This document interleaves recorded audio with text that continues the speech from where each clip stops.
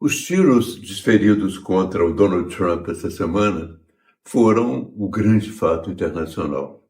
É impossível escapar deles porque eles influenciam o mundo e cada país de uma certa maneira. A violência nos Estados Unidos é algo muito importante para a gente conhecer. Existe um escritor americano chamado Norman Mailer, já morreu, mas era um homem muito violento também. E ele cunhou essa frase: a violência é tão americana quanto a torta de maçã, querendo dizer que era um fator praticamente integrado à cultura americana. Pode ser que ele esteja equivocado, que isso seja superado com o tempo, mas se nós olhamos na história dos Estados Unidos, a violência sempre teve um papel, por exemplo, na batalha contra os índios, na conquista das terras do México, e depois, mais tarde, né, houve uma guerra civil no meio do século XIX, marcando também a questão sobre a escravatura. Na verdade, os escravos não foram apenas explorados nos Estados Unidos por trabalho gratuito. Eles foram muito mais do que isso, foram torturados, mortos. Existe uma longa história de violência contra o povo negro nos Estados Unidos, algo que todos nós sabemos. Além disso, 3 presidentes norte-americanos foram assassinados. E pessoas como Bob Kennedy, que seria candidato, era o irmão do John Kennedy, também foi assassinado. O Luther King foi assassinado. E eu acho que nos Estados Unidos é preciso compreender que há também uma decisão da maioria do povo norte-americano de garantir que as armas sejam vendidas livremente. Portanto, é um espaço muito, uma cultura muito, de uma certa maneira, uma cultura muito influenciada pela violência, e o que aconteceu com Donald Trump não pode ser chamado apenas de produto da polarização, que realmente existe hoje uma polarização nos Estados Unidos. Mas é algo que acontece. Vocês veem, por exemplo, o Ronald Reagan, quando era presidente da República, ele sofreu um atentado. E o homem que atirou contra ele, atirou porque queria impressionar uma atriz, a Judy Foster.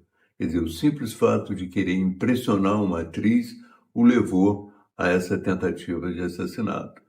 É necessário que a gente compreenda que esses fatores existem na sociedade americana e que isso também pode produzir na campanha eleitoral uma certa repercussão de que eu examino de 2 maneiras, né? A primeira repercussão que eu acho importante é que o Joe Biden, que já tinha uma candidatura um pouco enfraquecida, porque as suas possibilidades conectivas, o seu poder de cognição estava um pouco mais baixo pela idade, ele ficou mais longe ainda da vitória, porque o Trump já era levemente favorito a partir daquele debate em que o Biden mostrou uma certa dificuldade de raciocínio.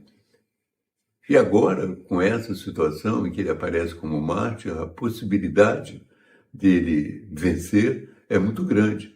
Então a gente começa a fazer os cálculos, né? Começa a imaginar o mundo com uma virada na presidência dos Estados Unidos. É algo que quem pensa no futuro e tem alguma precaução em termos de visão estratégica tem que começar a avaliar, né? Acho que um dos aspectos que me impressionaram nessa história foi que o Donald Trump, depois de receber o tiro, um tiro que passou de raspão, né, ele considera que ele foi salvo porque estava olhando um gráfico da polícia de fronteira, a polícia que reprime os imigrantes ilegais. Então, ele considera que foi salvo pela luta contra os imigrantes. E certamente isso vai fortalecer muito também a campanha que ele faz e a disposição que ele tem de impedir que imigrantes ilegais entrem nos Estados Unidos e até de promover uma espécie de deportação em massa dos imigrantes ilegais nos Estados Unidos. Então, eu acho que a gente tem que se preparar para isso. A gente quem? Nós, os brasileiros, os mexicanos, cada país tem que se preparar para a hipótese de que imigrantes que são ilegais nos Estados Unidos sejam devolvidos e sejam buscados no país para essa devolução. O ideal é se trabalharmos um pouco, não é? Algum tipo de assistência jurídica para que esse processo seja o menos doloroso possível. Outro aspecto que eu acho que nós devemos levar em conta, e que também é muito importante, é que a Ucrânia, de uma certa maneira, vai sofrer, né? A Ucrânia não terá mais ajuda norte-americana, porque tanto o Trump como o vice que ele escolheu são contrários à ajuda norte-americana à Ucrânia. O que significa que o país terá que marchar muito rapidamente para um tipo de acordo com a Rússia. E esse tipo de acordo é favorável ao Putin. Certamente será um tipo de acordo que uma parte da Ucrânia seja dada à Rússia. A parte que ela já ocupa e talvez uma parte maior ainda.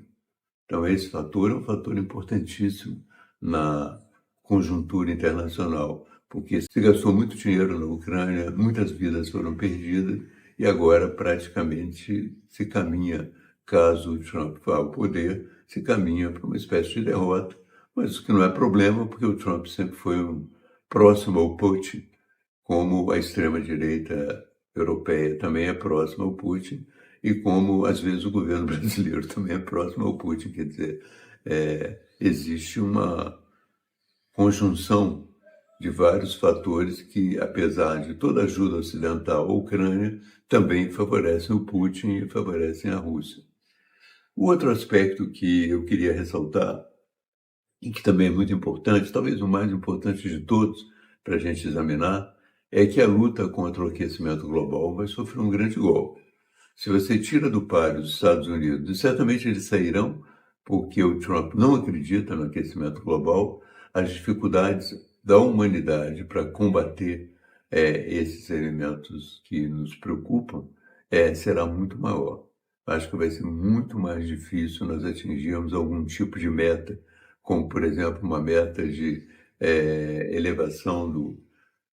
elevação da temperatura só em 2 graus até 2030. Pelo contrário, acho que esse teto já foi rompido e vai ser rompido mais rapidamente. Nós caminhamos muito celeremente para uma catástrofe ambiental. É claro que a catástrofe ambiental não significa a morte de todo mundo, mas progressivamente vai significar que a humanidade terá mais dificuldade em sobreviver num planeta tão castigado. Esses fatores são fatores que a gente tem que considerar a partir não só do atentado ao Trump, mas a partir da possibilidade mesma que ele tem de chegar ao poder. Uma possibilidade que já existia antes do atentado, como eu mencionei, exatamente porque o candidato adversário é muito fraco, tem dificuldades cognitivas e até de mobilidade que são muito evidentes. Então, a população norte-americana muito possivelmente já percebeu isso, os próprios democratas já perceberam isso, mas não conseguem trocar o candidato. E mesmo agora, depois de tudo que aconteceu, trocar o candidato, será que representaria alguma coisa? Portanto, eu acho mais correto nós contarmos com essa possível vitória do Donald Trump e ajustarmos todos os nossos planos e nossas expectativas para esse mundo modificado.